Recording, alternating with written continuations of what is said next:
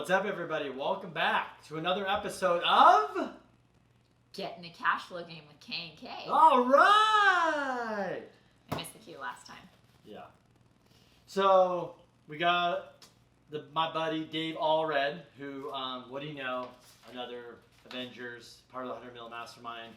This guy's really cool. He's just got a lot of stuff going on. He was like a VP of sales, and then he syndicated at Vivint, so it's a home Vivint. Security Yeah. company. He was like so a badass sales leader. We just talked about that. He syndicated 1,000 units. He's investing in restaurants. They have a fund where they just raised over $20 million. I don't know. He's doing some other building some crazy like resort style living second homes. Basically, they're trying to do this experiential investing. That's what See, it's Crystal called. says it more classy than I do. Yeah. So basically, what they're trying to do is take kind of like the normal mundane. For example, we're in multifamily investing and not just do the usual fixing up the units and that sort of thing, adding storage and all the things that we do, the regular amenities. They're actually taking a look at this with kind of a fresh, different approach where they're adding different like specific amenities. Like some of them are just, it's very cool ideas. I think some of the stuff for, people who have pets and things like that. I know that they have like dog parks and like little WeWork stations and that sort of thing. Maybe, you can charge your car. I don't know. They probably have a whole list of stuff they're doing. And I think actually the stuff is so unique that we can't even grasp it right now because it's very unique. So they are trying to kind of create a different style of living, which is so smart, I think, in the kind of world that we're living in today where a lot more people are working from home. Home is more important to people than ever. So kind of creating these communities where there's a lot of different amenities and things that would draw people in to live in these communities is a very smart and cool idea. And as you can imagine, we talked about real estate investing. We talked about cash flow. I think we talked about raising some money. We talked about leadership with him because he had a lot of sales people under him, which was really cool. So obviously, I think, Dave has become a really big leader and can probably teach people a few things about sales. And on top of that, the cool thing is we got to talk about our kids and just like the mindset around kids and things like that. And so anyways, without further ado, ladies and gentlemen, Dave Allred. Dave, thanks for coming on. Appreciate the time. Hey, grateful to be here, guys. Let's do this. Awesome. So Dave, you and I met through Avengers Mastermind. So it's awesome. I get to meet so many cool people through there. But I want to jump right in with you. Can you give us just a little bit about your background and kind of like, how you landed to the spot you are today right now in real estate? Sure. So I grew up in Utah, a little town called Manti, and grew up in a very low income home, blue collar, low income, and we never really talked about investing or real estate or anything like that. I was going to college, and I always knew I wanted a lot in my own life. I was pretty ambitious as a teenager, and I had set some pretty clear goals on where I wanted to get to in life. And when I was going to college, there was a recruiting booth set up to recruit college students to go out and actually go door to door selling home security systems. And the pay looked really good, right? And I was like, hey, you know what? That does not sound fun, but it's a good opportunity to maybe get ahead financially. And so jumped into that opportunity, went out to Chicago, Illinois for 4 months. And honestly, it was the hardest thing I'd ever done in my life. Thought about quitting a million times, struggled a ton at the beginning. Luckily, I was able to make it through that summer, and I made $31,000 that year. And for me, Wow. That was life-changing, right? Like, it was a huge deal. Came back, bought an Isuzu Rodeo with the chrome wheel package. And That's so awesome. and that was amazing, right? And in the next year I managed the sales team and did really well, and then became a regional manager and then vice president of sales for the company, and ended up spending 17 years with this company. It's called Vivint Smart Home. Ended up going public as a multi-billion-dollar IPO. I then switched over with sister company, Vivint Solar. It does residential solar door to door. And also that company ended up going public as a multi-billion-dollar company as well. And so had the opportunity to manage about 121 sales teams across the country, a few thousand sales reps. And it was a really good leadership opportunity to not only learn salesmanship, but hard work and doing something that I would say really how to become comfortable being uncomfortable, which I actually think is a very valuable skill, to be able to be okay being uncomfortable. Even in real estate, sometimes the best deals are the deals that have some hair on them. They're hard, they're more challenging, or other people don't want to take on that work. But the most upside I found sometimes are in those type of deals. But anyway, so that was kind of the journey. Along the way, I was always trying to figure out ways to take that active income into passive income. And it was always in the pursuit of accomplishing true financial freedom, which I define as having enough passive reoccurring income to cover your family's cost of living. And so, when I was 30 years old, I reverse engineered, exactly how many rental properties I would need to be able to have that financial freedom. And so I remember it clearly. I sat down on a Sunday for about 4 hours, took a spreadsheet out, and said, okay, what's my financial freedom number? And, so I wrote that down. And then I said, okay, how many years am I going to commit to accomplishing this goal? And I said 10 years. And reverse engineered the numbers. It came out to be I needed to have 40 rental properties by age 40.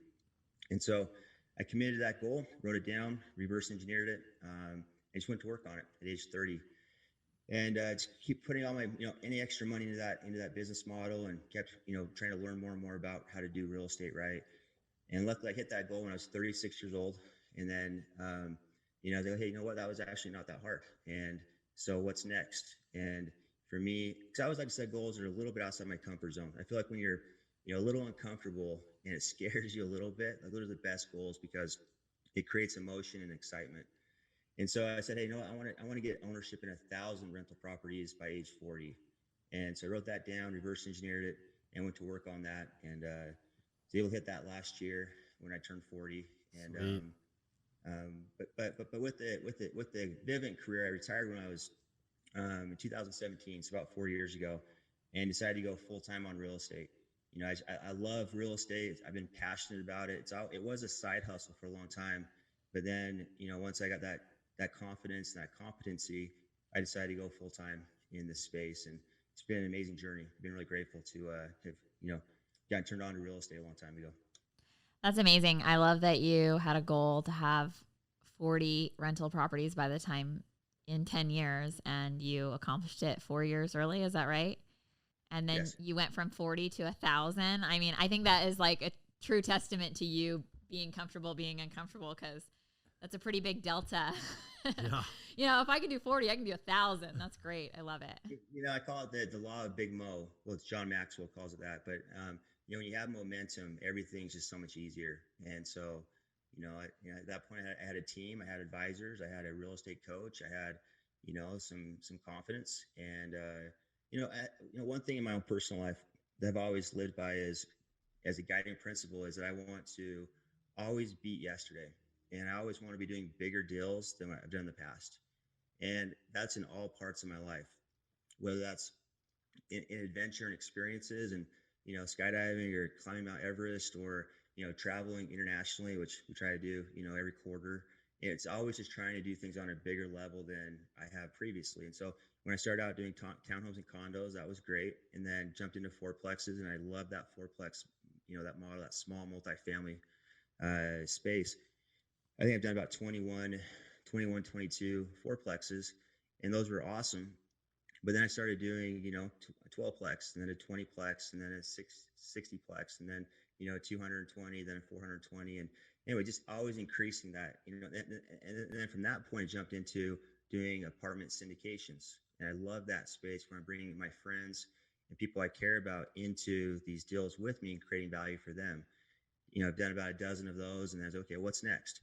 And for me, the next was, okay, I want to become a real estate fund manager, right? So we recently launched the Axia Partners Fund about 4 or 5 months ago, and so I'm currently working on that. And so anyway, I think that's what's, to me, at least in my life, I'm the happiest and I feel the most fulfilled when I'm making forward progress, and when I feel like I'm making, I'm learning, and I'm developing, and I'm becoming the best version of myself. And I found that the best way for me to do that is to always just chase bigger deals than what I've already done. That's awesome. Couple questions for you to backtrack. So one thing I love that you said, because literally it's exactly like Crystal's probably not as much excited about it as me, but one thing I'm doing is like we rent, we don't own a home. And I just said the reason is because we're just taking our money and we keep buying multifamily. But I tell people my goal is when I buy a home, that means, that my multifamily cash flow not only covers my house, but my lifestyle. And so when I go to work every day or whatever I do, it's just to buy more property, not to, pay for my lifestyle. And you mentioned something that your goal was to get cash flow to pay your, lifestyle or your bills or whatever. Where did you just like wake up one day and just it triggered, or did somebody like teach you that, or where did you figure that out? I'd say I have several thoughts on that, but the main one is I realized a long time ago that at my core, what really motivates me the most is freedom. Like, it's not my net worth, it's not anything else. It's having a lot of freedom in my life. And it's freedom to be doing what I want to be doing with the people I want to be doing it with when I want to be doing it. And that fires me up, man. And honestly, it's not so I can go, lay on a hammock in the Bahamas all day. It's so I can be doing life how I want to do it. So I can be proactive. I can be behind the steering wheel and I can actually control my time, our most precious resource, and be doing what I feel is going to give me significance and happiness in my life. I'm very intentional in my approach in my life, and thus far in my life, I can literally say I have no regrets. I have a lot of lessons learned, but I don't have a lot of regrets. And when I'm, 80, 90, 100, 130, whenever on my deathbed, looking back at my life, I want to be able to say I have no regrets. And so, having that freedom allows me to really live life on my own terms. And so I'd say my primary answer there, Kenny, is realizing early on that I wanted real freedom, and then reverse engineering that, saying, okay, so if this is the quality of life that I want for me, my family, my kids, what do I need? How can I approach my investing strategy with intentionality and purpose to be able to fast track that freedom? And so I asked my CPA, I said, hey, what are all your wealthy clients doing that I'm not doing? And he said, every one of his wealthy clients either own businesses or real estate or both. And that made a lot of sense to me. Well, okay, I need to figure that out. I need to get in the real estate game. And so then I was just, took it upon myself to become a student of the game of real estate. And it was studying, books, podcasts, mentors, hiring real estate strategists, coaches, joining masterminds, et cetera, et cetera. And I won't even tell you guys how much I spend a year, on investing in that, personal development. But I mean, it's six figures. But to me, the ROI is there, right? A lot of times in real estate, we simply don't know what we don't know. So if we can have other people help us show us the way, and what landmines to avoid, I think that really helps to fast track that process. But anyway, so number one thing I would say there, Kenny, would be freedom and getting really clear on what you really want to accomplish. The second thing I would say is,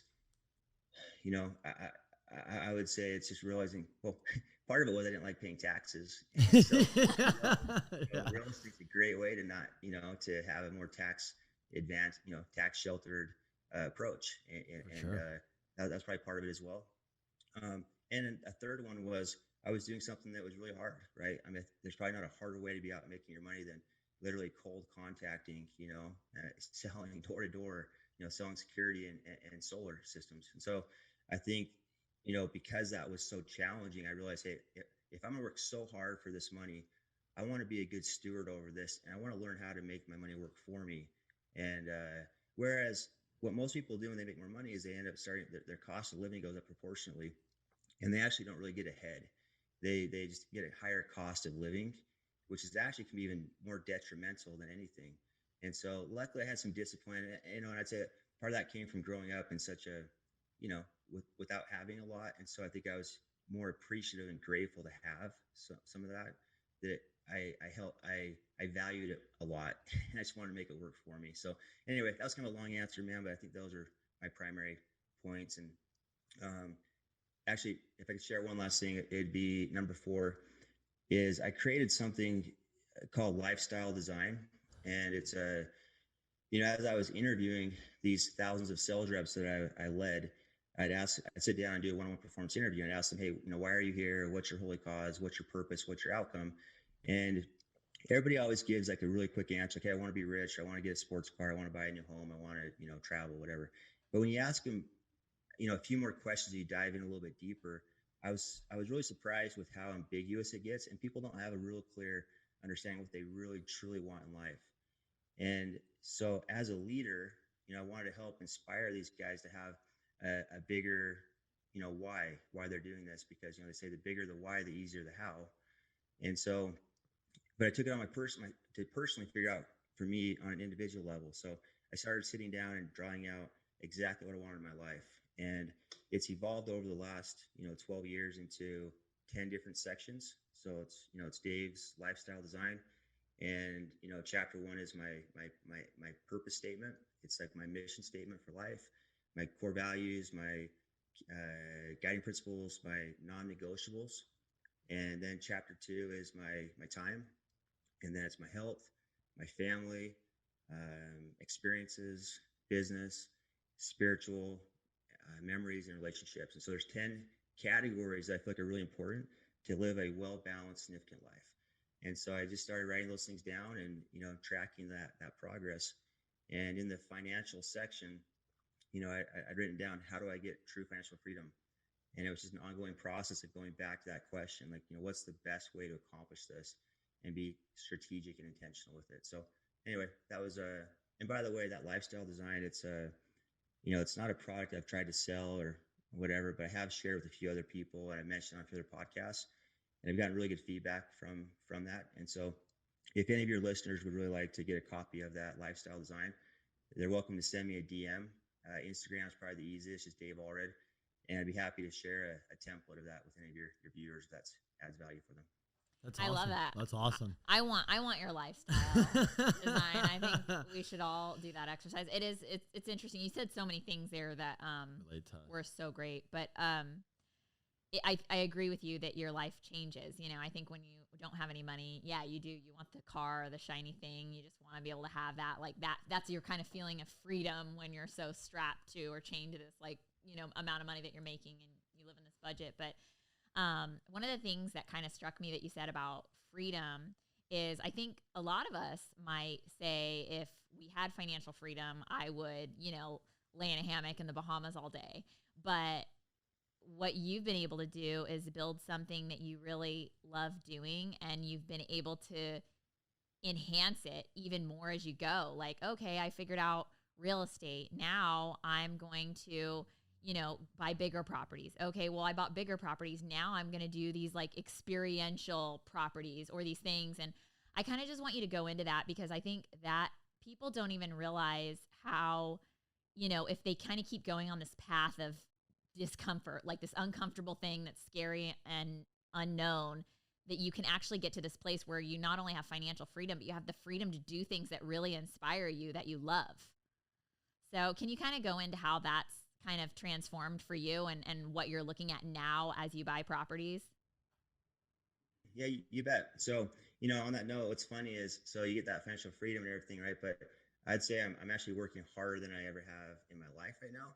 But again, to me, it's part of the journey. It's just, becoming the best version of ourselves. And when I look back when I was 20 years old, I was really proud of what I was doing. And, but then when I was 30 years old, looking back at 20, I'm like, man, I was thinking so small. Like, I could have been doing so much more.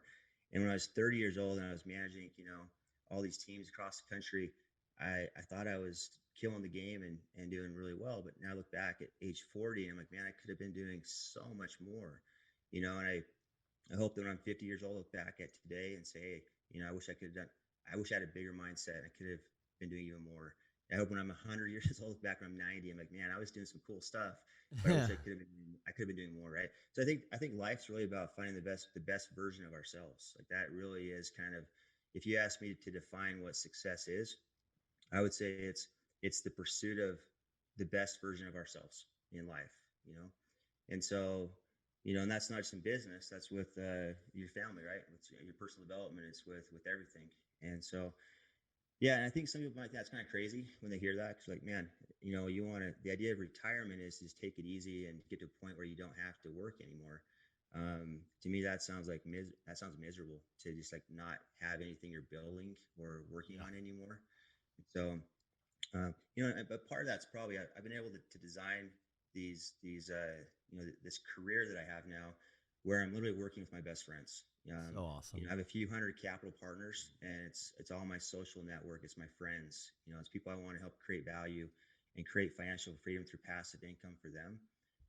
My business partners in the Axia Fund are some of my very best friends, and they're absolute studs. And it's like when you can blur the line between your working and playing, that's a beautiful place to be in, right? Where like you actually want to be working with the people you're working with. And so, um, yeah, I think that at the end of the day, you look back on life, and what really matters is experiences that you have. It's the memories, and it's relationships, the people that you're working with and around.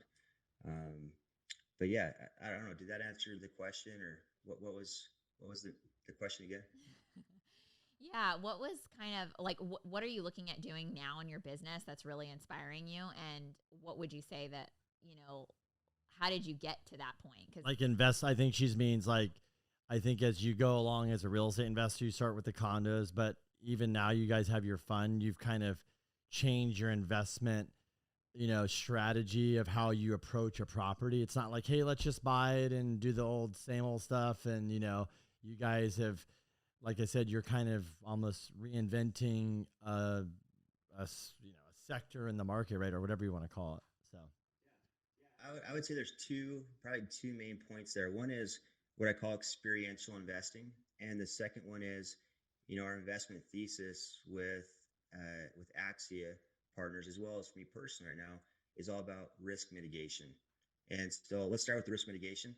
So, we're 12 years into this phenomenal housing market, and like with our fund, it's a 5 to 7 year fund. And so to me, it's not a matter of if there's a correction, recession, at least some stagnation. It's a matter of when. And so to me, it's, when we approach investing, the primary number one goal is to not lose. Like, Warren Buffett says, rule number one in investing is don't lose your principal. yep. Rule number two is don't forget rule number one. Yeah. And so with our fund, our approach is our investment thesis is really, okay, how do we mitigate the downside risk while still creating a really strong yield for our investors. There's a book called Asymmetrical Risk, Asymmetrical Investing. It's phenomenal. So again, it's about creating low risk on the downside of loss, but then still creating strong yields and margins. And so we approach that by going into assets such as RV parks, self-storage, and multifamily, which are all recession resilient asset types to begin with. And then we only go into markets where there's a positive net migration. And so I know you guys are in California, but we're looking at the U-Haul data and all these different trends showing where people are migrating into. And so we really like Texas, Tennessee, the Carolinas, Florida, Georgia, Utah, Nevada, Arizona as examples there. And so we look at those trends. We only buy stabilized real estate. Every single asset we buy is with a value add approach. I think adding value to your assets right now is a great way to be able to create some buffer to whatever happens in the markets naturally, because we're actually influencing and impacting the net operating income through our actual efforts and investments into the asset. And so anyway, that's kind of our overall approach with that. On a personal level, almost every investment I'm doing in the last 2 years has been into value add real estate, and I just think that value add play is really, really smart right now, considering that we're so far into the current housing cycle. That's my opinion. I'm not a financial advisor, but that's it's been received very well with our partners as well. And then the second thing I was mentioning was experiential investing. And so the tagline for our fund is experiential investing. And what that means to me is it's not just increasing the experience for our tenants and the communities through our improving the assets, but it's also creating experiences and education for our partners.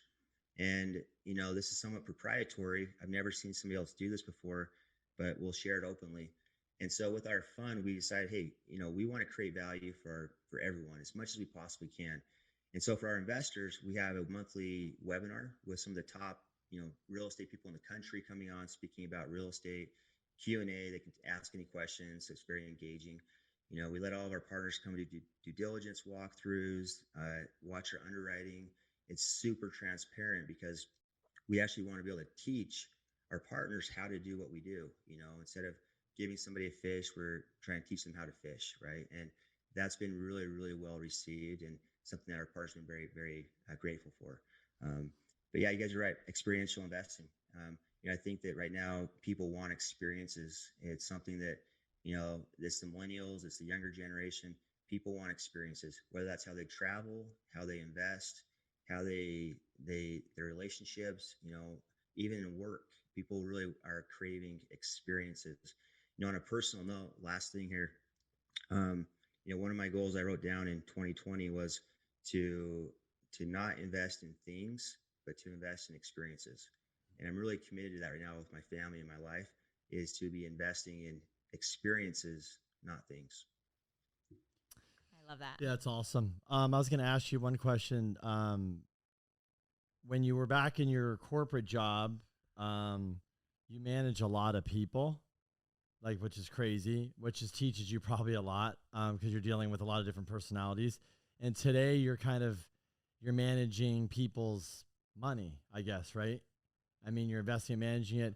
What is the difference? Because now you're managing a lot of money you raise, which is awesome, and you're managing people. What do you think the difference is between the two? And like, what have you kind of learned from both? Yeah, good question. Um, you know, raising money from friends. I have a lot of people ask me a question like, Dave, doesn't that stress you out, man? Like, isn't that sounds like it'd be really stressful? And my answer is yes, absolutely. It's a fiduciary responsibility. Anytime you bring in capital, it's a heavy responsibility. With that being said, I would much rather have my friends coming in than some institutional money or credit union or whoever else. Because, you know, my mindset is I'm going to do these deals either way. I love multifamily real estate. I love passive income investing. And so I'm already passionate about this. I'm going to do it on my own anyways. Why would I not bring in the people I care about? Why would I not bring in my friends and the people I love in my life to help create value for them as well? And so I think it's just it's a mindset. And, you know, and frankly, you know, knock on wood, we never, you know, lost $1 of investor money on these deals. And it's been really amazing to get the feedback and the appreciation that comes from being able to help, you know, these people start creating that financial freedom.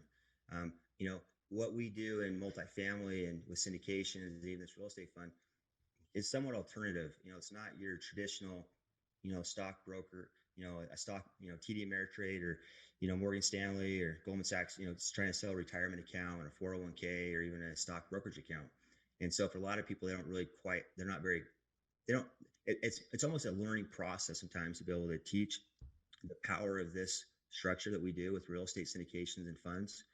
But it's been an amazing process. And, you know, I'm definitely not perfect at it. I have a lot to learn, but it's been such a fun journey, man, to be able to create value for people you care about.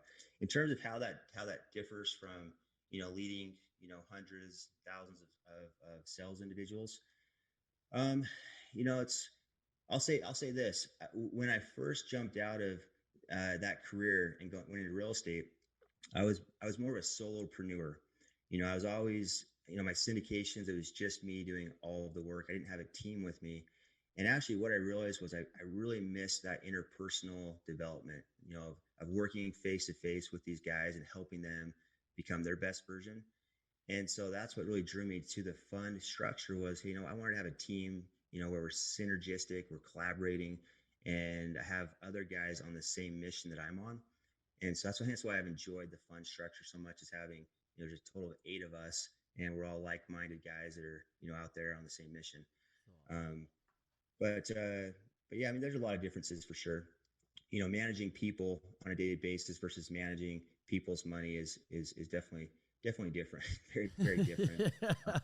There's a lot of examples on that, but I'll probably keep it at that for now. I'm sure you've got a lot of good stories. What I was going to ask you is, I think a couple questions here. Somebody that's watching this there's probably a couple people. Number one, it's they're buying, condos, and then they want to go to the next level of scaling, right? And then just like you did, there's a shift there. And then there's also a person that we meet a lot that could be 40s. They've been in the W-2 job, the rat race. They're over it. They're burnt out. They haven't got ahead. They just probably, like you said, their expenses have gone up, but not their income, not their savings. And they're realizing like, this isn't really going the way I planned.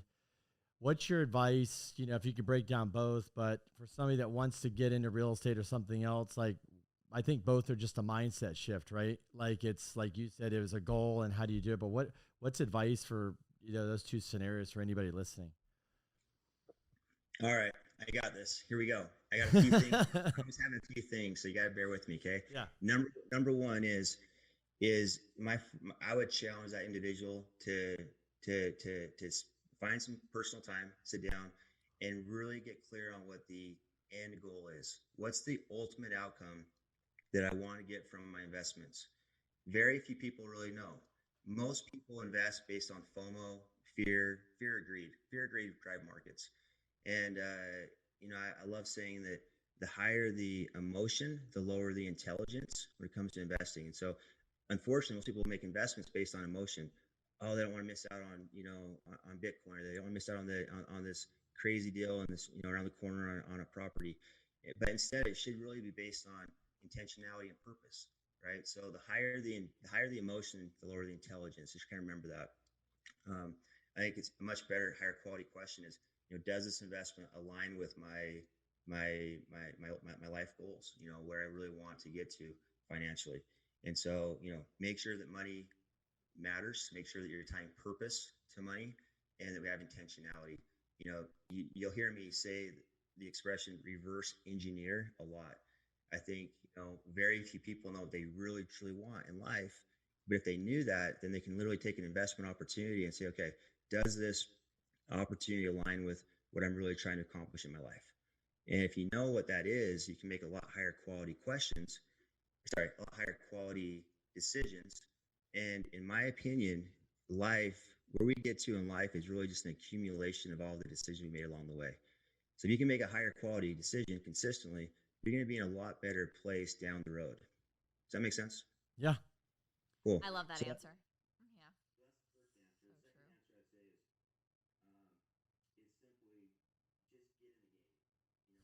true. There's so many people that are talking about doing real estate and they end up with analysis paralysis. They don't take action. You got to take action. Even if don't go all in, right now, but at least get your feet wet, man. Jump in, get a property. A lot of guys ask me, well, Dave, how do I become a millionaire in real estate? My answer is super simple. Buy at least one property per year. And naturally, there's four ways we make money in real estate: cash flow, appreciation in the market, depreciation, and then the principal pay down. Those are the four primary ways. And so if you own a property and keep adding every year, you can get more and more cash flow, you can get more and more market appreciation, more tax benefits of depreciation, and your tenants are going to be paying down your principal reduction every single month for you. So you naturally will grow wealth. And so just simply at least get one property a year. We were out in Dallas and we had Emmett Smith, speak to us, and he was talking about how Jerry Jones gave him the same advice. He's like, just buy real estate. The best way to get true wealth is to buy real estate consistently. And then in terms of maybe how to approach that, the last thing I would share is I wish that when I got started, I would have gone a little bit bigger than I did. I bought townhomes and condos for $100,000 or $120,000. I wish I would have gone bigger.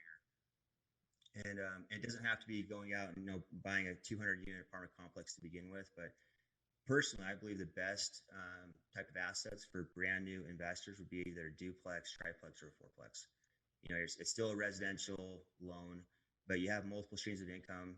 If you have one tenant or one vacancy, the other streams of income should at least be able to cover your debt service. And especially if you can live in one unit and have what do you call it, user home. You get better terms, right? If it's your own primary home as well. Yeah. Owner occupied. Yeah. Yeah. There you go. Sorry. Yeah. owner-occupied financing.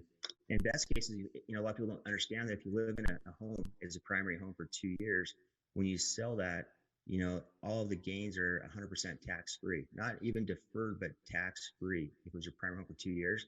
But if it was a fourplex and one unit was your primary home, you actually get all 4 of those units. The whole fourplex is appreciation, tax-free. And so anyway, I love the fourplex model. I think I've done, I don't know, 20 plus of those that I've owned and invested in. Love that fourplex model. So I'd recommend small multifamily if you can afford it, to get into it. I think that's a great starting point. I love that you mentioned that. I mean, that's how we bought a house and then sold it for the, tax-free money. It wasn't a fourplex, but it certainly helped us get started with apartments. And then our goal has always been buy one property At least a year. Yeah. So, Yeah. and Yeah. it does. It's kind of interesting because I think once you get going, you start to think, well, I need to do more. I feel like I need to do more. I want to go faster. But then you look back at your life, even when you feel like that kind of energy to do more, or that you should be doing more, at least you look back on your life and you go, wow, I kind of like laid some good groundwork. We're actually pretty set up. I don't think we'll ever be exactly where we want to be, because I think that's part of being a driven, goal-oriented person. There's always something bigger you're working towards, but you look back and you go, wow, I made a couple decisions that I think are going to play out pretty well for me in the years to come. One thing there too is like with the power of 1031 exchanges, which hopefully those don't go away in the future here, but those first little townhomes and condos that I bought, they ended up appreciating, 2x plus. And then I was able to 1031 exchange one little condo up into a fourplex just with the equity. So no additional cash out of pocket. You go from one small door to 4 doors, and then some of those first fourplexes that I bought back in 2014, at 600 grand, they're now worth $1 million. And so I can 1031 exchange those up into, a 100-plex apartment complex. And actually what's been really fun lately is even to take one of those, well, this is kind of a competitive secret here, so hopefully none of my other competitions listening to this here in the Utah market, but some of those fourplexes I bought for 600,000, the best comps right now are at $1 million. But I realized that if I go back and I subdivide that into 2 duplexes, okay, there's no duplex inventory, and there's a huge demand for that because people want to be, owner occupied, but they also want to be real estate investors. And so by subdividing it, I got, I'm getting $650,000 per duplex. So that's total of 1.3 million. So just by being creative and thinking outside the box and paying attention to the market, subdividing that, which only costs $600 for the civil engineer, now I have $300,000 of additional upside. And then I just, take one of those duplexes, 1031 exchange that into 2 brand new fourplexes. So I took a duplex into now having 4 doors, right? And anyway, there's a lot of ways to approach it, but that's an example of, the power of just having real estate. And the last few years have been an anomaly, right? I mean, that's irresponsible to think it's going to continue to appreciate like it has in the last 5 or 10 years. But regardless, that principle still is true, right? Just get in the game, own it, and naturally, eventually it will have appreciation. That opens up so many more doors to be able to, leverage that equity. I call it velocity of money. You always want to be, moving your money and doing what you can. And it's almost like a game of chess. You're strategically moving these little chess pieces around to try to win the game. Anyway. I like that. No. Yeah, I agree. I think, I tell people all the time that are doing the analysis paralysis thing, it's like they're looking for the home run all the time and they never end up doing anything. And it's like every deal's not a home run, but you're going to get some home runs, you're going to get some doubles, maybe you'll break even on some things, but at the end of the day, as long as you're ahead and you keep the momentum going, the one thing that we found is the more you keep the momentum going, the more the opportunities come to you because you're open to receive them. So if you're saying no to every single opportunity, they're going to slow down or stop coming to you in the future. So it's about that momentum. Yeah. 2 more questions for you. One is, I know you mentioned coaches and you're in masterminds. Just quickly, I mean, this is my first mastermind, Avengers, which I love. Just the people that you get to meet is unbelievable. And then, all these people always say this, everybody's very, very busy, but everybody kind of stops their lives for 2-3 days, and you get everybody's time and expertise. So it's literally priceless, right? You know, you understand that.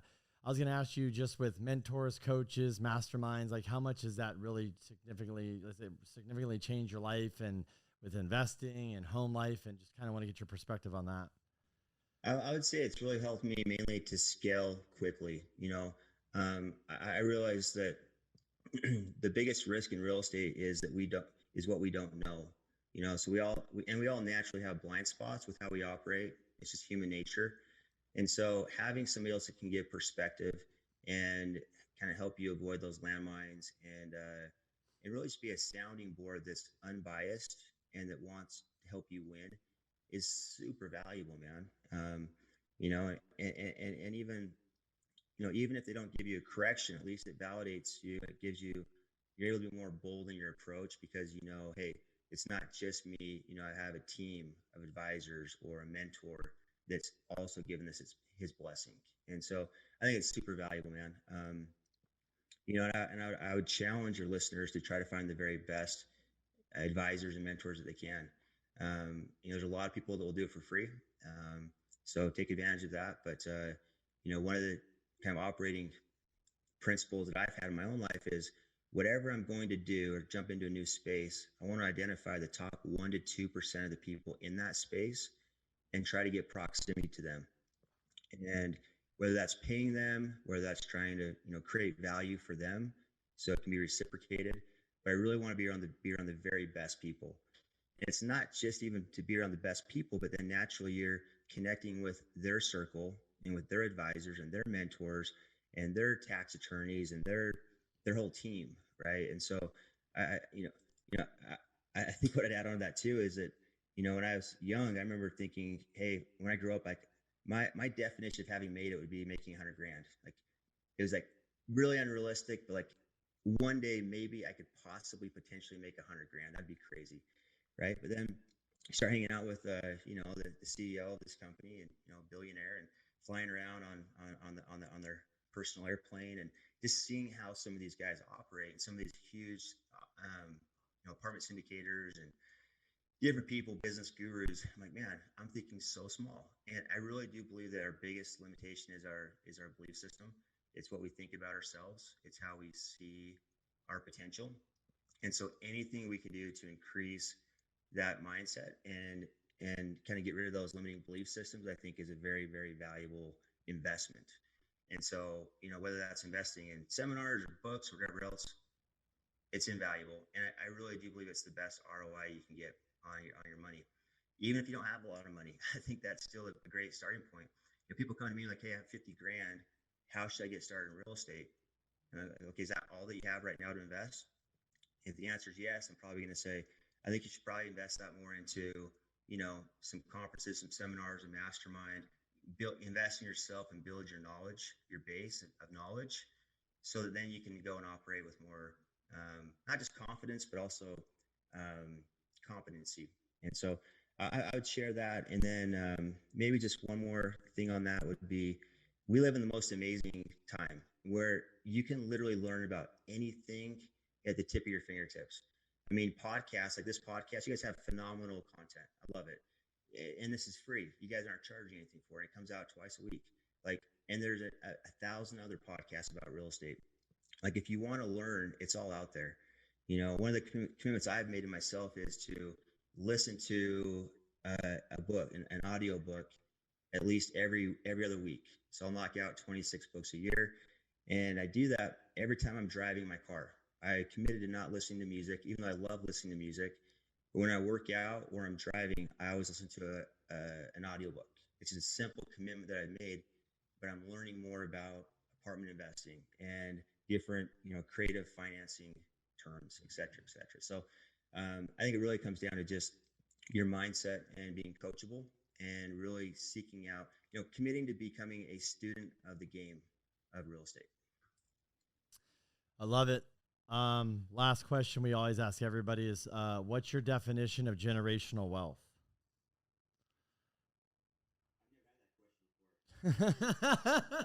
First. That's awesome. Okay, so in my true form, I'm going to say I have two answers, if that's okay. I think that generational wealth is, one is it's the economics, it's the money, it's the cash flow, and the way that's distributed in the future. But, maybe perhaps even more importantly, to me, generational wealth is, I have 4 children, amazing kids, they're young, between ages 6 and 15. And to me, my idea of generational wealth is that it's my legacy. Um, it's the mindset that I instill in my children and how they are going to go and interact with the world and the impact they will make in the world. And I hope it's that they will add more value than they take. And, so we launched the Allred Foundation recently. It's a charitable foundation. And, each of my children are on the board of directors, and they each got to choose their own charitable foundation, and so they each own their own, found charity we're giving back to. And anyway, we don't have time to go into all the details on that. Maybe round 2 if you guys have me back out on a podcast. For sure. But, so I'd say number 1 is it's the legacy. It's how my children, view the world and the impact that they make in this world. But in terms of the more traditional answer with generational wealth, to me, what that means is it's passing down assets that are going to create enough cash flow for my children and their children to be able to live a life of significance and to have the doors of opportunity opened up for them. And I truly believe the very best way to do that is through commercial multifamily. You guys know that, but it keeps up with inflation. It's consistent passive income. Rent rates go up over the years. And I don't know of a better way to create a better vehicle to create true generational wealth than commercial multifamily investing. And so, but ultimately it comes down to cash flow. I'm a cash flow investor. And so it's providing cash for your kids. But I do think it's important. I think one of the worst things I could do is just pass down $1 billion of, passive income generating real estate to my kids. Instead, we have we have trusts set up, and those trusts have, each child have performance requirements, such as, going to college and hitting a certain GPA. When they get married, there's a certain release of a certain amount of dollars to help them with, the honeymoon and first home. If they start a business, then the estate will match dollar for dollar contribution to help them, kind of get that company up and running, et cetera, et cetera. But I think it's really unhealthy actually to just, let your children have everything without having to earn it or work for it. I really love that answer. I feel like recently we've had a handful of people answer that question, and I've noticed that the people who are successful in their life and who are doing a lot of personal growth, I love that you define generational wealth as also instilling that education and knowledge into your children that they can then, carry with them and pass on to their families. I think that is so awesome. It's just great. Kids came in right now, even my 9-year-old, and I'm like, hey son, what's the best type of income? Everyone would say passive income. I love it. And they have a competition right now. They all want to, if who can get their first rental property. My son's 9. His goal is by age 12 to have his first rental property. My oldest is 15. She wants to, get a Jeep for her first vehicle at 16. And she knows very clearly that I will not be buying that for her, but I will JV with her on a duplex or fourplex or some real estate that will create enough passive income to be able to pay for that Jeep payment for her. Same thing like a college, 529 college education fund. I used to invest in those, but now I'm like, no, we're going to have a fourplex for each one of our children that will pay for their college expenses. And so anyway, I know you're wrapping it up, and I go long on these podcasts. No, it's awesome. It's great. Love it. It's just kind of a mindset, right? You want to teach the kids how to approach this and how to win at it. Unfortunately, in the public school systems, there really is no education. There's no education given in terms of how to be a good investor, how to be a good steward of your personal finances, which is crazy to me.